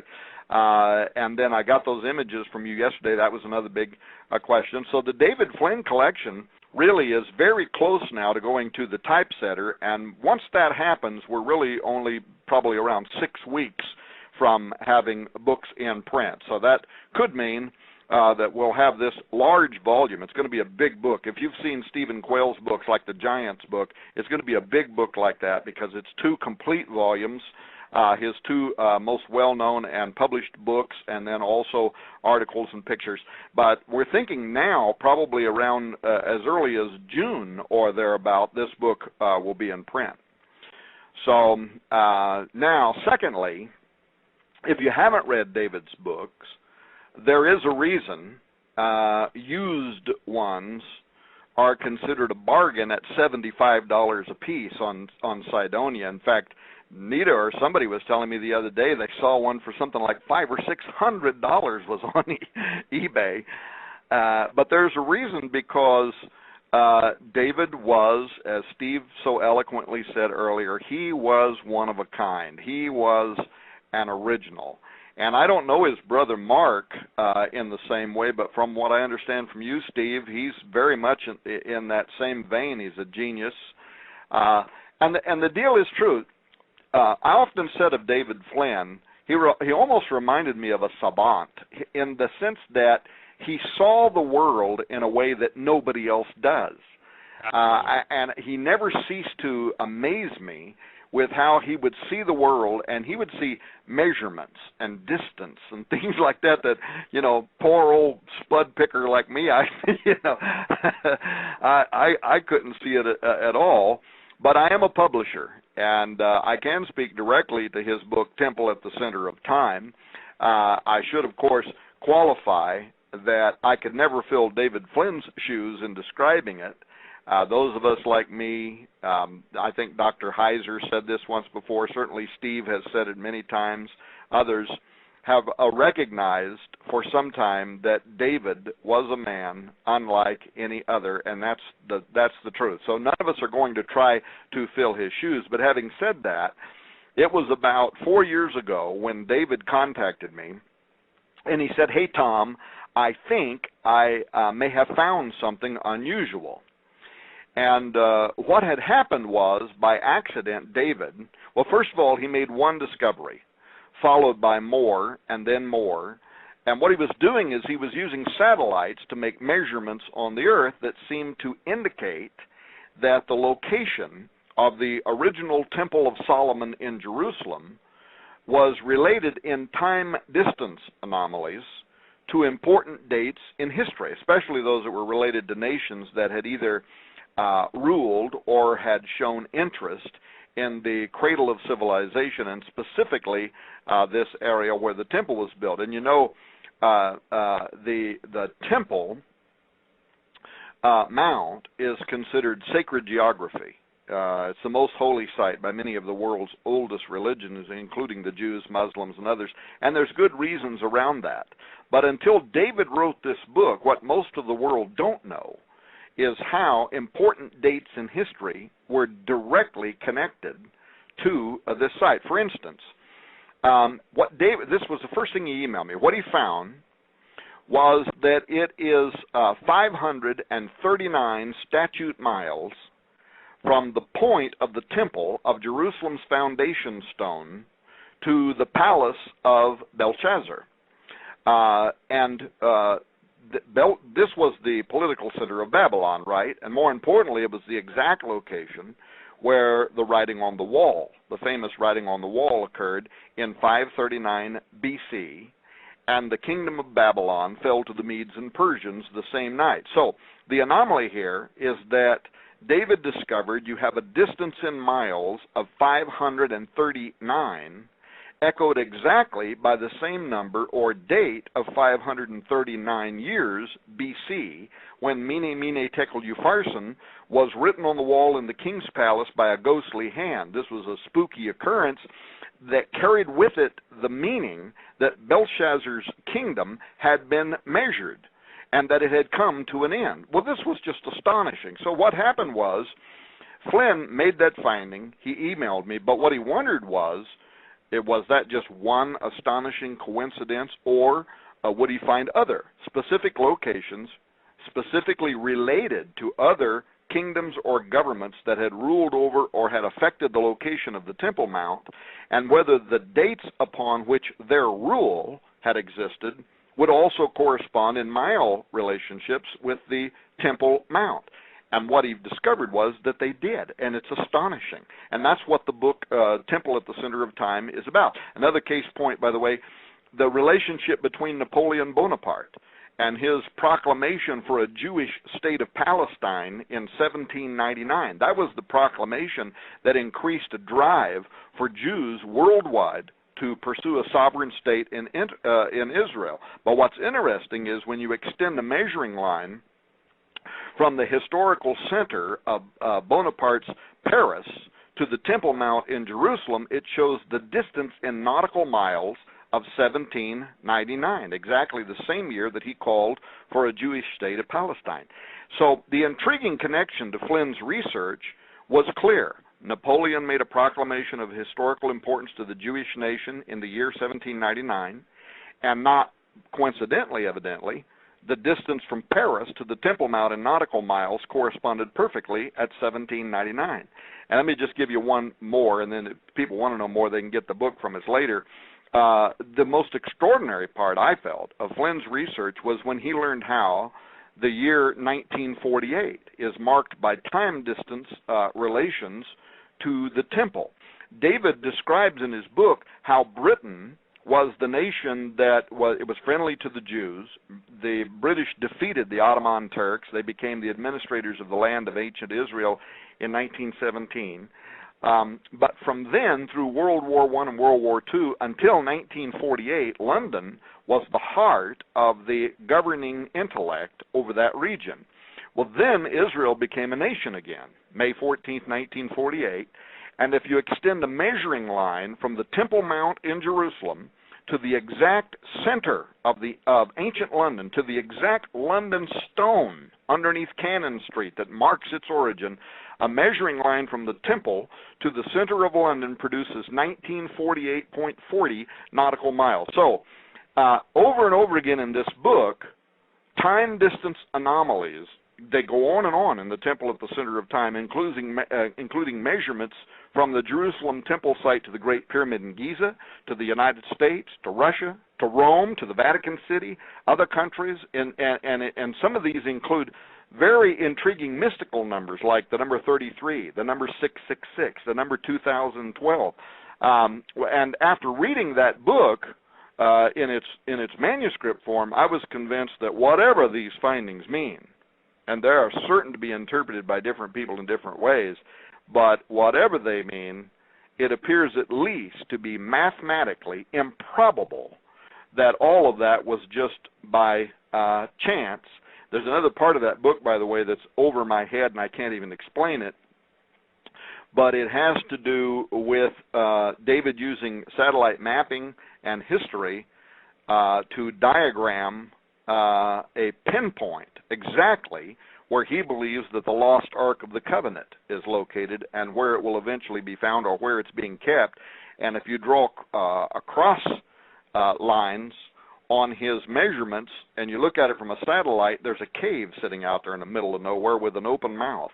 So anyway, this was David, right? I mean, he saw things that nobody else had ever seen. He solved puzzles that nobody else had ever solved. And much of his research in Sidonia and much of his research in Temple at the Center of Time exists in other people's books with no attribution to him. But Steve Quayle and I have decided we're going to put his books in print in this collectible book, and then we're going to tell people, Steve, what we're going to do as far as making donations to his children and things like that. Well, we basically, and with the help of David's wife, Brenda, and obviously Mark and the kids, and we're going to have a fund set up for the kids because it's only fitting that David had two children, David and Brenda have two children, and it's about time that with everyone ripping off his stuff, we just felt like it was the right thing to do in the Lord. So we're going to have this really cool thing, and it's going to be, I think, we haven't named the foundation yet, but we'll, listen, neither Tom or I will have any control of the money. It will be distributed to the kids in real time. In other words, every quarter and stuff. But what we're trying to do, ladies and gentlemen, is present not only the man, not only the genius, but let you see this unique life. What I don't think, Tom, one of the tragedies with all the critics out there, I don't think they ever understand what people go through, especially David, the last months of his life. By the way, he never lost his faith. He got down at times, and I remember the last time I was with him in his apartment, I spent all day with him, and he was showing me all the rocks and all of the artifacts that he had searched through the mountains of Montana and all of the things. All I can say is this, is that imagine a child with a genius level IQ and a way of seeing the world, almost in if you will, in the most celestial, mathematical complexities. Yet it was so simple, and it was his childlike faith. And I wrote in my introduction, and since I did know him, spent time with him, shared, we would never talk for hours and hours without sharing the excitement of what Jesus was doing, what Jesus was showing us. And, you know, it was like lo. Every time and I'm using the biblical word lo, it was like we were coming, the volume of the book, it was written to talk about the Lord, to lift up the Lord. And I don't think people understand that the motivation for his genius was his love for Jesus. I mean, I talked to Mark on the phone, and Mark said, you know, even from the time he was a little kid, he was raised a Catholic, but he knew that there were issues there, and then he just went out to find the real Jesus, and praise God, the real Jesus found him. And ladies and gentlemen, this is a man, in essence, I believe, inserted into the space-time continuum. Because the last talk I had with him, Tom, I said, hey, David, let's take the distance. And I asked him if he could do this, and you could see the wheels spinning. I said, now, when I say we, David, that means you, because you're way over my head in mathematics. I said, but take the distance to the different planets and the known distance to the stars, and let's take the square roots of them. And we started throwing out some stuff. I said, let's four-dimensionally model this thing and see what comes up. Well, obviously, maybe that was one place we don't get to go at this time in space. But the point is that it was exciting, Tom. I got to tell you something. You know how you do a lot of work, you do a lot of research and stuff, but you know when there comes someone into your life that just refreshes it? That's how David was. He was a refreshing voice, a brilliant, brilliant friend, but also someone whose absolute love and adoration for Jesus Christ was, in my opinion, unparalleled. He really did walk the walk, talk the talk, and he really is everything we're making him out to be. No embellishment, but look, the Bible does say, give honor to whom honor is due, and the man needs to be honored, not ripped off, plagiarized. And I personally don't talk to some Christian authors because, look, when they rip off me or rip you off, Tom, and stuff, what they're doing is they're not understanding so many times the Spirit. Oh, listen, research, we all draw on ancient writers' research and stuff, but when you paid a price for 40 years to come to the understanding, and then all of a sudden somebody goes and claims that as their own, I got to tell you, I understand. You turn the other cheek, but you just don't let it go unnoticed to the one who deserves credit. We're talking about David, so I'm excited to see the complete works, and I'm really excited. By the way, as the publisher of Cydonia, I can tell you this. I've personally seen those things sell on Amazon, and actually somebody sent me a screenshot of it. I think the highest one I ever saw was $1,100 or $1,200, and guess what? It sold.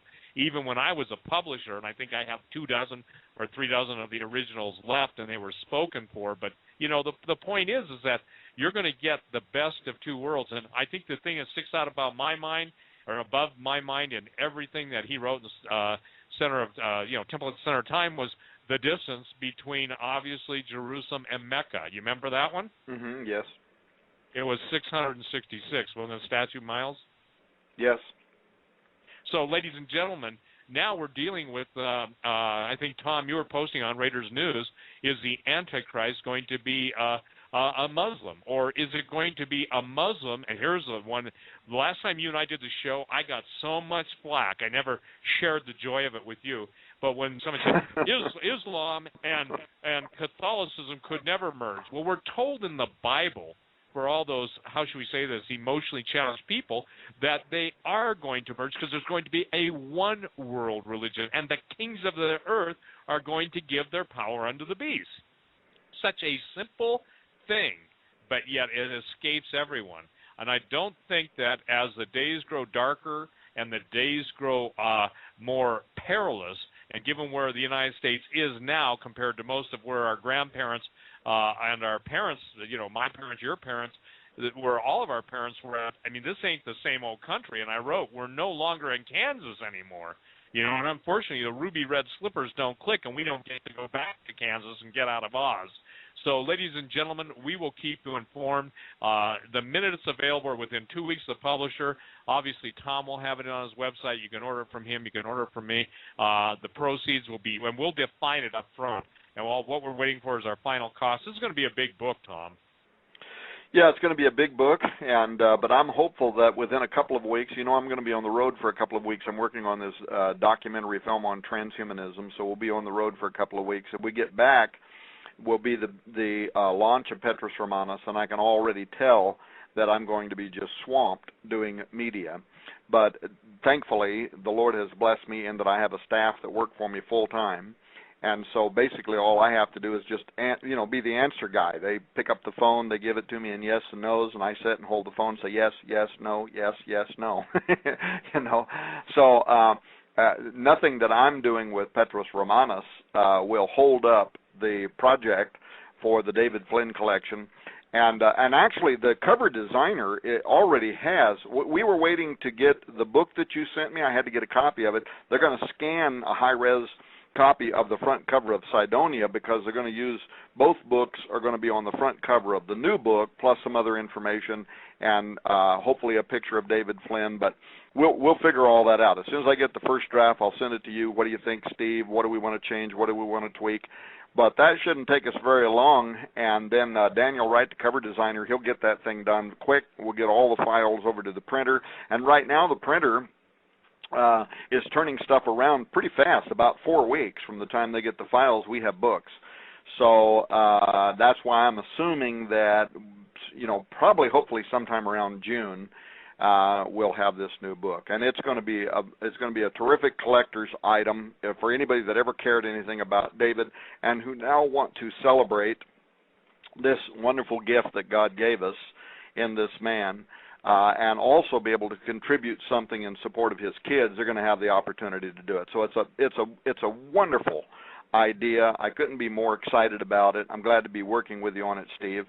And like you said, when we get ready to do the print run, you just say how many copies you want. I'll add some copies, and they'll go. And it'll also be in distribution, so people will be able to buy it through the stores if they want to. But the ones that they buy directly from me and directly from you, there will be a contribution that will go into that memorial fund for the support of his kids. Now, another thing that David did to get back on you want to get back now on this? Yeah, let's get back on that, because I'm going to ask you that. I want you to know I'm going to ask you a question. Did you, at this point in time, your original thought and everything that Chris put together, have you guys changed your mind on who Petrus Romanus will be? Or do you think it's still hidden? Well, I have my suspicions, and it'll be published in the book, but I'm telling you that since I'm not a member of the College of Cardinals, I'm not a part of the Roman Curia, I'm not hedging for any particular reason other than I'm not a part of that occult society, if you know what I mean. Yep. And there are some very strange things that are going on that we've only been able to put part of our finger on. But here's the bottom line. People aren't going to have to wait very long. Benedict hinted that he might retire as soon as next month. Now, I don't think he's going to, by the way. I have reasons to believe it's going to happen later on this year. But the point is, it's most likely going to happen in the year 2012. And that's what the Rene Thibault, the mathematician we already talked about, the Jesuit code breaker, that's the year that he determined 61 years ago that the final conclave would occur in the year 2012. So we're going to find out if these Catholic mystics, if these various prophecies, everything from the prophecies of the end of the Mayan calendar, all the rest of it, we're going to find out. But there is something very, very strange going on with the year 2012 that includes a whole lot more than the rollover of the Mayan calendar. And it very much seems connected to the prophecy of the popes, to the arrival of Petrus Romanus, to the arrival of the Antichrist. People who didn't listen to that first show ought to get it and listen to it, because we pointed out how it's not just a 900-year-old Catholic prophecy. So imagine a prophecy that goes almost halfway back to the time of Christ. This long prophecy that foresaw all of these different popes, and the very next pope following Pope Benedict XVI is the final one on the list. Petrus Romanus, the false prophet. He helps give rise to the Antichrist. And you look at Pope Benedict right now, he seems like they're squeezing the last little bit out of him, if you will. They're sending him everywhere. He went to Cuba. He's going to go to other places, but he's being rolled around on a cart. He can't go up. He's got to be carried up stairways. He's getting feeble. The Vatican's own newspaper has stated just a few weeks ago that he seems to be worn out. Well, he's old, right? And some people handle age better than others. And the Vatican's own newspaper also said as a result of that the College of Cardinals right now are preparing for the conclave that is going to elect his successor. And anybody listening to this show, and we'll have a lot of Roman Catholics listening to it, we might have people out of the Vatican listening to it, are aware that what I'm saying is it's really not news. I mean, it's being published everywhere, but those are facts. Now, could Benedict continue to be the Pope on into 2013, 2014? Well, anything's possible, but it's not probable. And the prophecies, definitely, of occult sources have said that it's going to happen in the year 2012. It's not just the prophecy of the popes. We talked in that last broadcast about the Zohar. 700 years ago, Jewish priests, Orthodox priests, prophesying when their Messiah would appear. And they said it in the year 5773 in the Jewish calendar, which in our Gregorian calendar begins in the new moon this September. Now imagine that. 700 years ago, they prophesied when their Messiah would appear, and they said it for September of 2012. But given the fact that they rejected Jesus as their Messiah, Christians would understand their prophecy as heralding the arrival of the Antichrist, right, in the year 2012. And so then we talked about all the other things. The Mayan calendar ends in 2012. The Aztec calendar ends in 2012. The Cherokee Indian ends in 2012. Mayan inscriptions in two different places. They just found a new one where it talks about the Mayan underworld god Bolan Yakteku, which actually sounds like an alien invasion because it talks about all these motherships or whatever, these what's called support gods, but these giant things descending very quickly to the earth. That's in the Mayan inscriptions. That's going to happen in the year 2012. The Hindu Kali Yuga calendar ends in the year 2012. And then we talked about how Jonathan Edwards, America's most important original philosophical theologian, the greatest intellectual, how he predicted two things. Really, that the Antichrist will appear in the year 2012, but he will break his covenant with the Jews in 2016. So now all of a sudden we have two dates that appear to be important. One is 2012, one is 2016. And there's a lot of stuff we didn't talk about in the last show that's related to that. For instance, June 21, 2016 is exactly 3.5 years, the midst of the week, after the end of the Mayan ending date, December 21st, 2012. But that's the same date that marks the summer solstice in the northern hemisphere and the winter solstice in the southern hemisphere, when a cusp line is created between Gemini and Cancer. And if you read David Oveson's book, The Secret Architect of Our Nation's Capital, he refers to that date as having very deep astrological significance to the founding and the secret destiny of America. So there's a great deal more here. Also really important to recognize that based on Daniel chapter 9 and the related text, scholars believe that a period of 70 years, or a biblical generation, will elapse between the reformation of Israel as a nation and the return of Jesus Christ. Well, guess what, ladies and gentlemen? When 70 years is added to 1948, the year that Israel was formally recognized as an independent nation by the United States, it brings us through the year 2018, which means that the year 2019, exactly 7 years after 2012, would mark the year that Jesus Christ returns with the armies of heaven to establish his rule over the earth. So, what is all of this, Steve? I mean, there seems to be a concatenation of events that are unfolding, that are involved with the year 2012, that are mathematically impossible. Now, I'm not a mathematician, but I understand simple stuff like, 2 times 2 times 2 times 2 times. There's a point where pretty soon you hit the exponential curve, and those numbers, those probabilities go into the stratosphere, and we've only scratched the surface.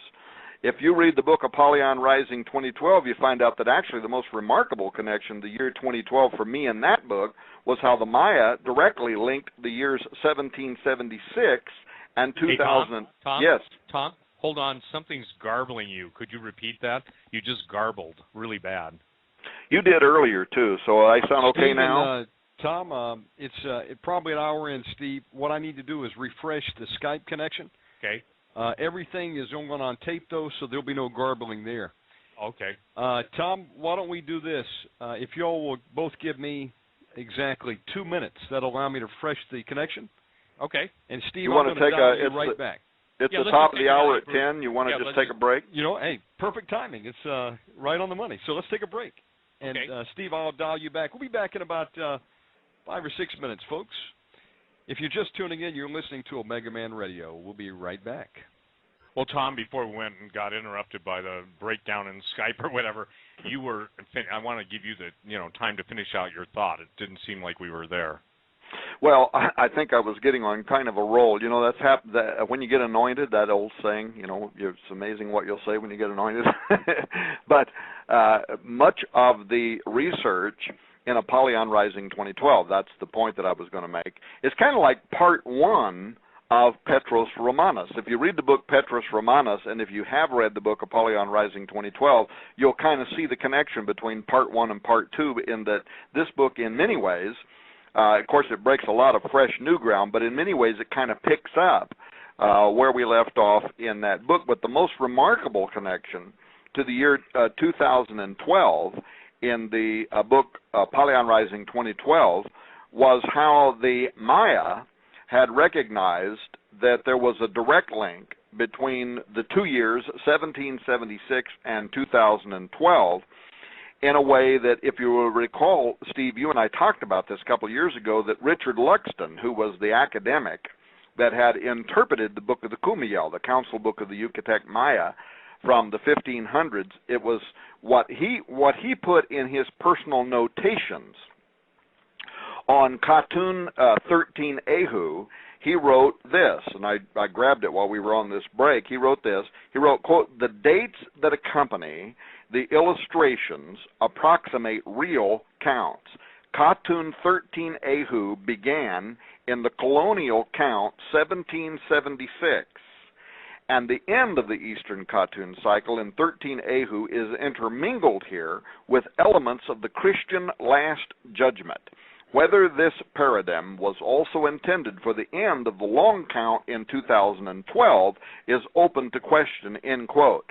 And when I first found that years ago, I found that that statement is what then caused me to begin communicating to different Bible scholars and asking them, do you know of any direct connection between the Great Seal of the United States of America and the year 2012? And the reason I was asking that is when I saw this connection between 1776 and 2012 and the 13-stepped countdown, the Katun 13 Ehu, immediately what happened was the Great Seal of the United States jumped into my mind, where at the base of a 13-stepped pyramid you have the year 1776, over which is hovering the all-seeing eye of Apollo. Now, we're not going to talk about that.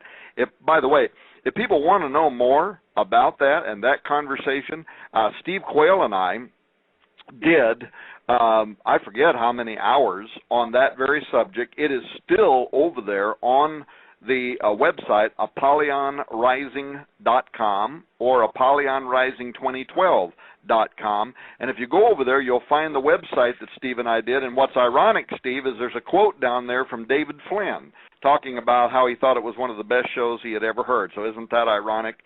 But people can go over there and they can listen all about that and find out all about that.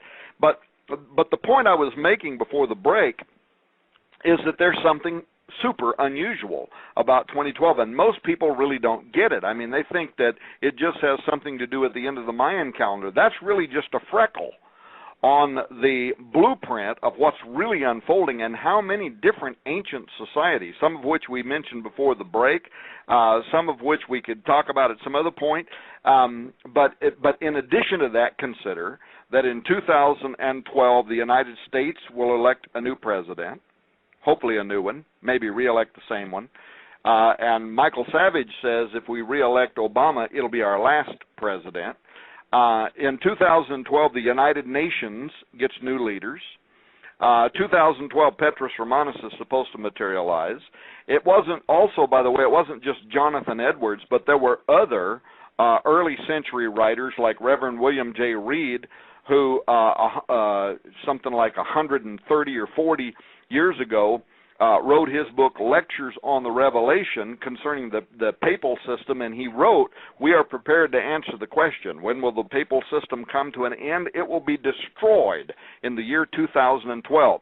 So what in the world, Steve? Why were so many individuals, most of them of an occultic nature, these others like Jonathan Edwards and Reverend Reed and others of Christians who would have been inspired by the Holy Spirit, why were they so fixated that in the year 2012, several things were going to happen? One, there would be distress among the nations. Secondly, there would be the coming of a messianic figure, the Antichrist, a false Christ who would appear, the arrival of the false prophet.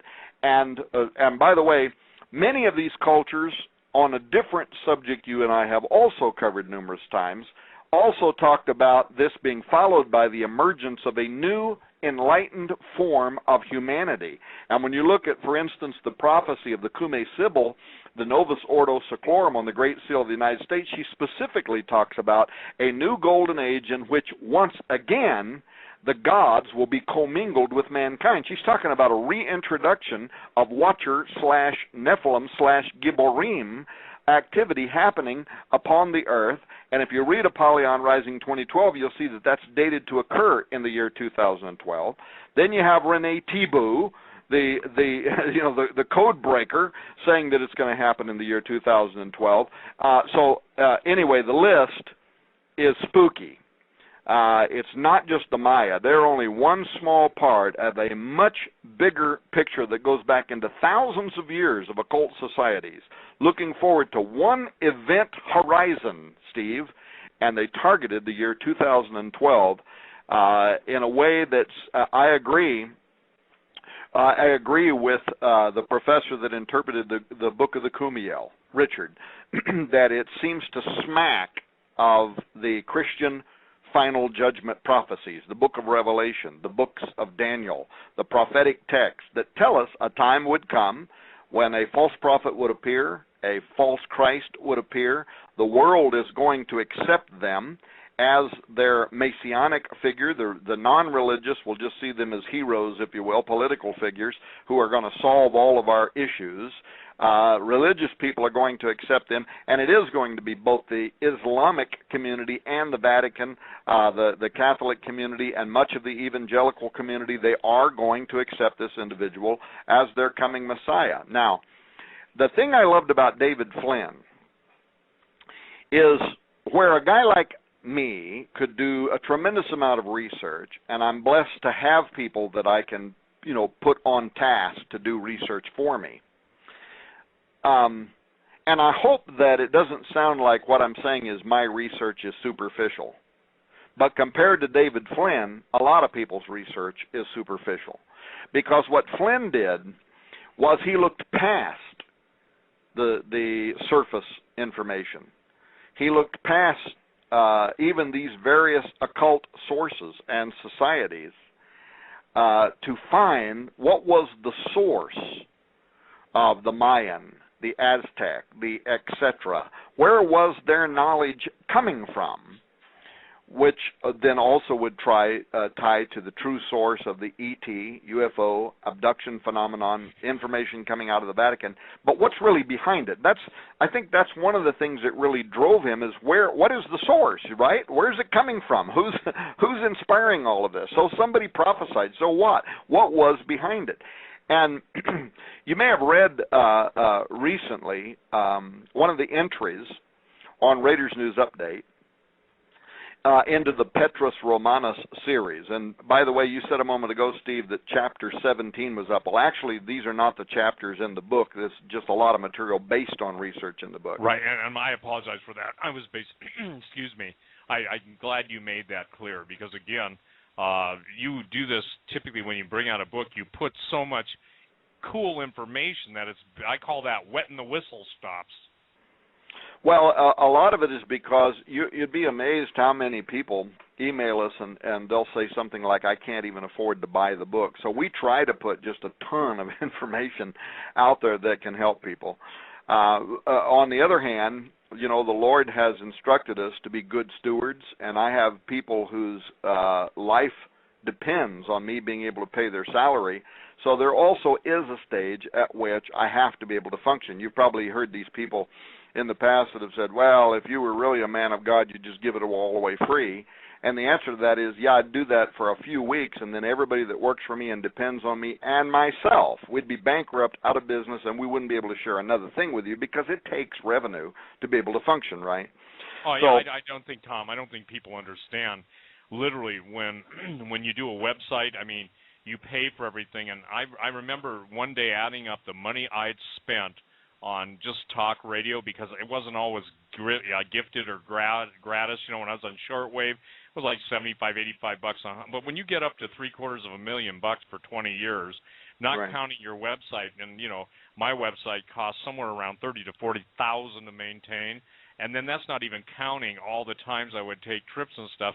And I don't ask, you know, I want to share something. I've got I believe, some of the neatest listeners in the world, because I do, and when I'm able, I give a lot of books away. But I know there are people, when I hear that, if you were really a Christian, I basically want to say, what in the Hades do you do?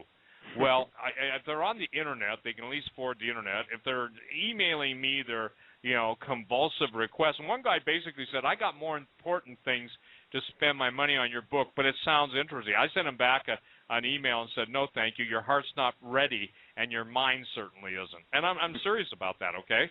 Now, look, I've given, and I'm not saying whoopee, but it's just I say to any veteran, they can have my book, and I'm not speaking for you on this. I'm just speaking for myself.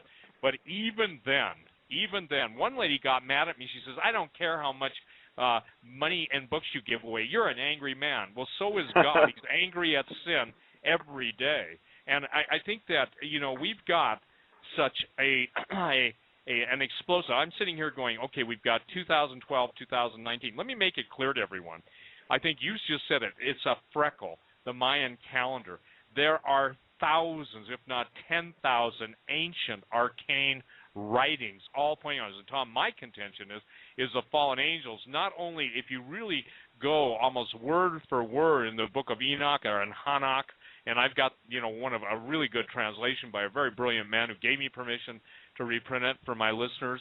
The point that I think people have got to understand, let me give you a good example. MySpace and Facebook. You know what that was called in Star Trek East? That's the Borg. And a very prominent man who's now dead, brilliant beyond, and at one time associated with Majestic. You know, and if you don't know what Majestic is, go Google it. He said, Steve, he said, where do you think the ultimate control lies? And I said, with he who not only develops. He said, no, it's not he who develops it, it's he who controls it. And he maintained, Tom, now listen to this, I don't know if you've ever heard this, but he said that the whole, you're going to love this, the whole social networking, especially in virtual reality, was an alien, not meaning foreign to the boundaries of the United States, but not of this planet. It was, if you will, the ultimate web to snare everybody into the hive, H-I-V-E.